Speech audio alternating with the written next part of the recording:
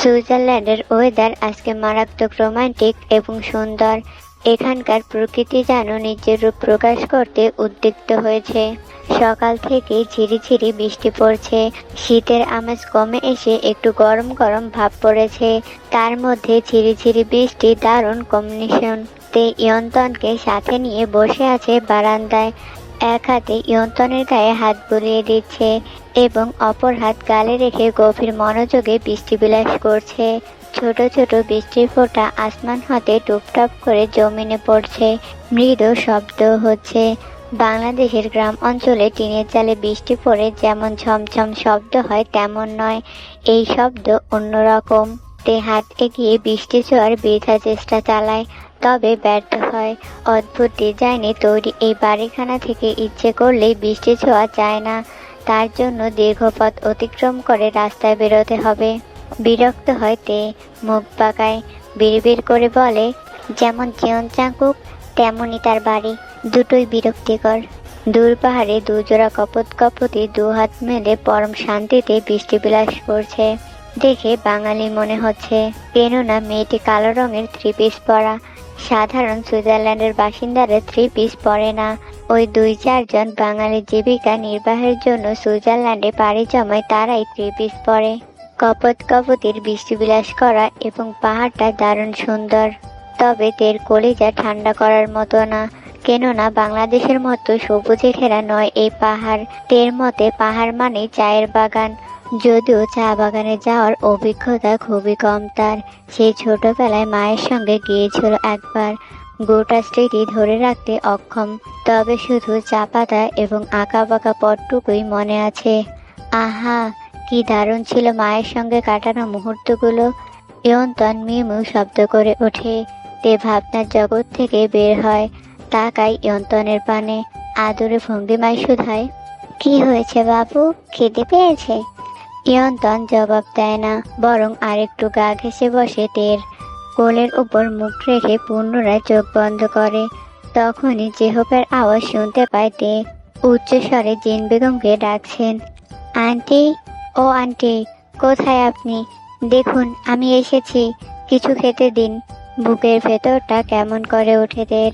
অদ্ভুত এক ভাবনায় শরীর কেঁপে ওঠে, মুখশ্রী লাল হয়ে যায় লাজে। আশ্চর্য ব্যাপার, পাগল তে, তুই কেন গলে যাচ্ছিস ওই বাজে লোকটার ফাঁদে? কেন নজর জোড়া বন্ধ করলেই তাকে দেখিস? কেন বিছানায় গা এলিয়ে দিলে লোকটার ছোঁয়া অনুভব করিস? কেন তাকে আষ্টে পিষ্টে জড়িয়ে ধরতে ইচ্ছে করে? পাগল তে, তুই কি ভুলে গিয়েছিস জীবন জাঙ্কুক ব্যাড বয়? তুই পার্ক বোকামকে ভালোবাসিস। মনে মনে কথাগুলো আওড়াইতে পর মুহূর্তেই আবার মন বলে, জীবন জাঙ্কুক 5 দিন পরে বাড়িতে ফিরল, একটু দেখে আসা উচিত। একটা মনের দুরকম ভাবনায় বিরক্ততে ইয়ন্তনকে কোলে তুলে নিয়েই দাঁড়িয়ে পড়ে। ওড়না জামা ঠিকঠাক করে ধীর গতিতে পা চালিয়ে এগিয়ে যায় জীবন জাঙ্কুকের কক্ষের পানে। জুরিক নদীর পূর্ব পাশে বহুল পরিচিত একটা কফি শপ রয়েছে। বেগুইন নামক এক ভারতীয় পুরুষের উদ্যোগে এই কফি শপ নির্মিত হয়েছে। এখানে দেশি বিদেশি সকল ধরনের কফি পাওয়া যায়। জাঙ্কুক এবং বেগুইন একসাথেই এসেছিল সুইজারল্যান্ডে। প্রথমবার সুইজারল্যান্ডের মাটিতে পা রাখার সঙ্গে সঙ্গে ধাক্কা লেগে যায় বেগুইনের সাথে। বয়সে বড় একটু, সম্মান দেখানোর প্রয়োজন, এসব খেয়াল নেই। রকচটা জাঙ্কুক দুখা বসিয়ে দিয়েছিল। সেই থেকে বেগুইনের নজর জাঙ্কুকের পানে। এরই মধ্যে বহুবার দুজনের ঝামেলা হয়েছে। বেগুইন জাঙ্কুককে হারানোর জন্য বহু ফোন দিয়ে এঁটেছিল, বরাবরই ব্যর্থ হয়েছে। এই মুহূর্তে জীবন জাঙ্কুক বসে আছে কফি শপে। তার মুখোমুখি বসে আছে বেগুইন এবং টনি। গোটা কফি শপ দখল করেছে তাদের বডিগার্ডরা। সকলের হাতে রয়েছে বিশাল বড় সাইজের বন্দুক। জাঙ্কুক 2 হাত টেবিলে রাখে, একটু ঝুঁকে বলে, কেন ডেকেছ? টনি ঠোঁট পাকিয়ে হাসে, তোর ভয় করছে না? আমরা এতজন রয়েছি, কেটে টুকরো টুকরো করে ফেলার ক্ষমতা রাখি, তো কাটো। জাঙ্কুকের স্পষ্ট স্বর। ভরকায় টনি। একটুও ভয় পাচ্ছে না জাঙ্কুক। এটা মানুষ নাকি অন্য কিছু? বেগুইন হাড়ে হাড়ে চেনে জাঙ্কুককে, তাই হুমকি থামকি না দিয়ে সোজা সাপটা বলে, টনির ছেলেকে কেন মেরেছ? জীবন জাঙ্কুক কাউকে কৈফিয়ত দেয় না। আই নো, বাট তোমার লাইফ রিস্ক রয়েছে, কথা বলে মিটিয়ে নাও সবটা। জাঙ্কুক মাথার চুলে হাত বুলায়, গার্ডদের পানে তাকায় বাঁকা নয়নে। ব্যাস, সকলেই টান তাক করে টনি এবং বেগুইনের পানে। আখি পল্লব বড় বড় হয়ে যায় ওদের। ছটফটিয়ে বলে ওঠে, আরে আরে কি করছো? তোমরা তো আমার গার্ড, জীবন জাঙ্কুককে শেষ করে দাও। গার্ডরা যেন শুনল না সে কথা। তাদের নয়ন জাঙ্কুকের পানে আবদ্ধ, যেন সে অনুমতি দিলেই টনি এবং বেগুইনের চ্যাপ্টার ক্লোজ করে দিবে। জাঙ্কুক দাঁড়িয়ে পড়ে, টেবিল হতে নিজের ফোন তুলে নিয়ে গম্ভীর স্বরে বলে, এটা ট্রেলার ছিল, জীবন্তের পানে চোখ তুলে তাকালে কুকুর দিয়ে খাওয়াবো, মাইন্ড ইট। শেষের কথাখানা দাঁতে দাঁত চেপে বলে জাঙ্কুক। বেগুইন বলে ওঠে, একটা মেয়ের জন্য শত্রু তৈরি করছো? তুমি চাইলে হাজার হাজার মেয়ে। বাকিটা শেষ করার আগে জাঙ্কুক জবাব দেয়, একটা মেয়ের জন্য গোটা ধরনী পুষ্পের মতো সাজিয়ে তোলার ক্ষমতা রাখে জীবন জাঙ্কুক। আর ওই একটা মেয়েকে না পেলে গোটা দুনিয়া জনমানব শূন্য করে ফেলবে এই জীবন জাঙ্কুক। আগুন জ্বালিয়ে দেব। বলেই বড় বড় পা ফেলে চলে যায়। পেছন পেছন কাঠগুলো বেরিয়ে যায়। টনি বুকে হাত দিয়ে হাঁপাতে থাকে। বেগুইন শুকনো ঢোক গিলে, টনি ভাই, আমাদের উচিত হবে না ওই মেয়ের পানে তাকানো। কি আছো ওই মেয়ের মধ্যে? কত সুন্দরী সে। জানি না ভাই, তবে জাঙ্কুক যেহেতু পজিটিভ, সেহেতু কিছু তো একটা আছেই। একবার দেখা উচিত। বেগুইন ভয়াত্মক স্বরে বলে, আমার দেখার শখ নাই। দেখলেন কিভাবে আমাদের গার্ড দিয়ে আমাদের মাথায় পিস্তল ঠেকালো? জাস্ট দেখতে চেয়েছিলাম, দেখলে কি করতো? জীবন জাঙ্কুক সাধারণ নয়, শালা একটা সাইকো। এই শালার সাথে পেরে উঠবো না আমরা। যে বাড়িতে মহিলা নেই, সেই বাড়িতে কোনো প্রাণী নেই, সুস্বাদু খাবার জোটে না, রুম গোছানো থাকে না, বাড়িতে ফিরে কলিং বেল চাপলে কেউ দরজা খোলে না। কি একটা বিরক্তিকর পরিস্থিতি। মা বলছিলাম কি, আপনি সারা জীবন এখানেই থেকে যান, না হলে তেবুকে রেখে যান। জিন বেগম হাসে। রুই মাছের পেটির পিস তুলে দেয় জেহপের পাতে। অনেক রকমের রান্না বান্না করেছে সে। টেবিলখানাও সাজিয়েছে ভারী সুন্দর করে। আর এত সব বাজার করেছে জেহব। সুইজারল্যান্ডে সাধারণত তরতাজা মাছ পাওয়া দুষ্কর। মাছ বাজারে ফ্রোজের সব ধরনের মাছই পাওয়া যায়। ফ্রোজের মাছ জাঙ্কুকের পছন্দ নয়, তাই কখনোই মাছ খাওয়া হয় না। সারা বছরই ওই ম্যাশ টমেটো মাংস, রুটি, পিৎজা এসব খেয়েই জীবন চলে। তবে জিন বেগম সুইজারল্যান্ডে এসেছে পর থেকেই অনেক রকমের খাবারের স্বাদ গ্রহণ করতে পারছে। উনি প্রতিদিন নতুন নতুন আইটেমের রান্না করে। এইসব রান্না জাঙ্কুক ছুঁয়েও দেখে না। তবে যেহব চেটে পুটে খায়। তা তো আর হয় না বাবা, ফিরতেই হবে আমায়। আর তে থাকবে কার ভরসায়? হাত দেখেছো বাচ্চাটার? এখানে আর রাখবো না ওকে। কণ্ঠস্বরে হতাশার রেশ। বেশ টের পাচ্ছে যেহব। সবাই মাছের পিসে কামড় দিয়েছিল। জিন বেগমের কথা শুনে থেমে যায় এবং প্লেটের এক কোণায় অযত্নে ফেলে রাখে, যেন খাওয়ার রুচিটাই হারিয়ে গিয়েছে। কপালে 3টে ভাঁজ ফেলে তাকায় জিন বেগমের মুখ পানে। করুণ স্বরে শুধায়, জাঙ্কুকের সঙ্গে বিয়ে? জেহবের কথা শেষ হওয়ার আগে জিন বেগম বলে ওঠে, আমি বেঁচে থাকতে ওদের বিয়ে মানব না। এতদিন জাঙ্কুক মানেনি, এবার আমি মানব না। মরে গেলেও তেকে দিব না জাঙ্কুকের কাছে। নিকুচি করেছে বিয়ের। শুকনো ঢোক গেলে জেহব গালে হাত দিয়ে বসে। পরপরই হাসি পায়। ঠোঁট প্রসারিত করে একটুখানি হেসে নেয়। বিড়বিড় করে বলে, বাহ, এবার জমবে মজা। দেখা যাক বেপরোয়া জাঙ্কুক কি করে, কিভাবে মানায় নিজের মাকে। সিউজন ভাইয়ের সাথে কথা বলেছি। বাংলাদেশে ফিরে ওনার মেয়েকে ওনার হাতে তুলে দিয়ে আমি শান্তিতে দুদণ্ড বসবো, আর কাউকে নিয়ে চিন্তা করব না। জিন বেগম চলে যায়। যাওয়ার আগে অবশ্যই জেহবকে বলে, আস্তে আস্তে খাও।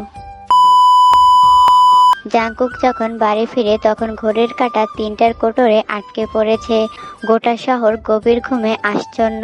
ঘন কুয়াশায় জুরিখ শহর ঢেকে আছে। জাঙ্কুকের ছোট বাড়িখানা কুয়াশার আবরণ সাদা রং ধারণ করেছে। কালো রঙের গাড়িখানার বেহাল দশা। ঢাকনা খুলে গিয়েছে। কাঁচ ভাঙা ড্রাইভিং সিটে রক্ত লেগে আছে। স্টারিং বেঁকে গিয়েছে। জাঙ্কুক গাড়িখানা গ্যারেজে নেওয়ার চেষ্টা করে না। মাঝ রাস্তায় গাড়ি রেখে রক্তমাখা হাত দ্বারা গাড়ি খুলে বেরিয়ে আসে। ডান পায়ে বেশ আঘাত পেয়েছে। জুতো ভেদ করে ঢুকে পড়েছে কাচের টুকরো। ঠোঁট কেটে রক্ত গড়াচ্ছে, কপালেও বেশ আঘাত পেয়েছে। আধ ভাঙা গাড়ির পানে এক পলক তাকায় জাংকুক, পরপরই বিড়বিড় করে আওড়ায় ফাক্কার। তারপর পা টেনে টেনে বাড়ির মূল ফটকে চলে আসে, পাসওয়ার্ড দিয়ে দরজা খুলে বাড়ির ভেতর প্রবেশ করে। ড্রয়িং রুমের আলো জ্বলছে, যেটা বিরক্তিকর লাগে জাংকুকের নিকট। সোফায় উপর হয়ে শুয়ে আছে জেহোপ, তার পিঠের ওপরে ইয়ন্তন। জাংকুক ভ্রু কুঁচকায়, জুতো খুলে ছুঁড়ে মারে বাঁ পাশের র্যাকের উদ্দেশ্যে। খানিকটা ব্যথাও পেল বোধ হয়। ফর্সা মুখশ্রী লাল হয়ে ওঠে, টাই টেনে ঢিলে করে তারপর পা বাড়ায় কিচেনের উদ্দেশ্যে। এই মুহূর্তে ব্ল্যাক কফি না পেলে চলবেই না। মাথাটা বড্ড ব্যথা করছে। টুংটাং আওয়াজে ঘুম ভেঙে যায় জেহোপের। পিট পিট করে চোখ খুলে কিচেনে তাকায়। চিয়ন জাংকুকের রক্তাক্ত মুখশ্রী দেখে দৌড়ে এগিয়ে যায়। বেচারা ইয়ন্তন ঠাস করে ফ্লোরে পড়ে, বেশ ব্যথাও পায় বোধ হয়। মিউ মিউ আওয়াজ তুলে এদিক ওদিক ছোটাছুটি করতে থাকে। সেদিকে খেয়াল নেই জেহোপের। সে জাংকুকের পাশে দাঁড়িয়ে শুধায়, কি হয়েছে, আঘাত পেলে কি করে? জাংকুক জবাব দেওয়ার প্রয়োজন বোধ করে না, গভীর মনোযোগে পাতিলে পানি ঢালতে থাকে। জেহোপ বিরক্ত হয়, ঘুরে ঘুরে পর্যবেক্ষণ করে। দেখে মনে হচ্ছে বেশ ভালোই আঘাত পেয়েছে, ট্রিটমেন্ট করা প্রয়োজন। নির্লজ্জ জেহোপ উত্তেজিত হয়। জাংকুকের ক্ষতস্থান হতে রক্ত মুছে দেয় নিজ হাতে। জাংকুক বিরক্ত স্বরে বলে, I am fine, please leave me alone. Jhope সত্যি এক দৌড়ে বেরিয়ে যায় কিচেন থেকে, নিজ কক্ষের পানে ছুটতে থাকে। পথিমধ্যে উষ্টা খেয়ে পড়েও যায় একবার, ব্যথা পায় বুকে, তবুও থামে না।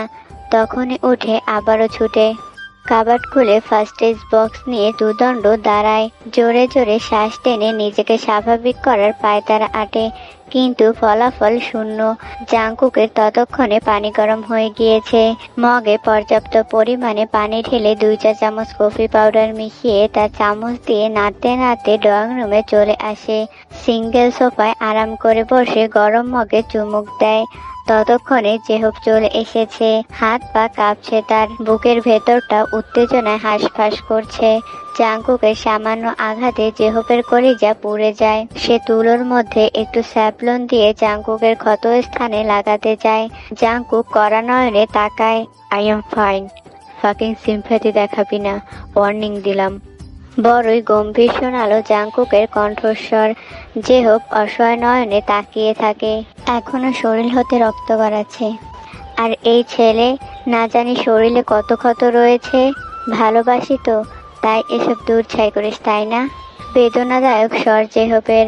আখি পল্লবে অশ্রু জমেছে বেশ জানে জাংকুক, তবে তাকায় না, বরং আখি পল্লব বন্ধ করে বলে, ওই মেয়েটাকে যদি প্রেগনেন্ট করে দেই তাহলে প্রবলেম সলভ হবে। জেহোপ ঠিক বুঝতে পারছে না জাংকুক কি বলছে, তবে এটা বুঝতে পারছে কাউকে প্রেগনেন্ট করে দিবে। ঘরে বউ রেখে বাইরে পরকীয়া, জনদরদি জেহোপ তা মেনে নেবে না। ভাই টেবু তোর বউ, তাকে রেখে ওকেই প্রেগনেন্ট করব। বলিস কি? ডিস্টার্ব না করে যা এখান থেকে। মুখ বাঁকায় জেহোপ। এমন ভাবে ধমকখানা দিল যেন জেহোপই জানতে চেয়েছে কাকে প্রেগনেন্ট করবে। ঢং। তখনই জেহোপের মাথায় একখানা বুদ্ধি আসে। ফার্স্ট এড বক্স রেখে পুনরায় দৌড় লাগায় তের কক্ষের পানে।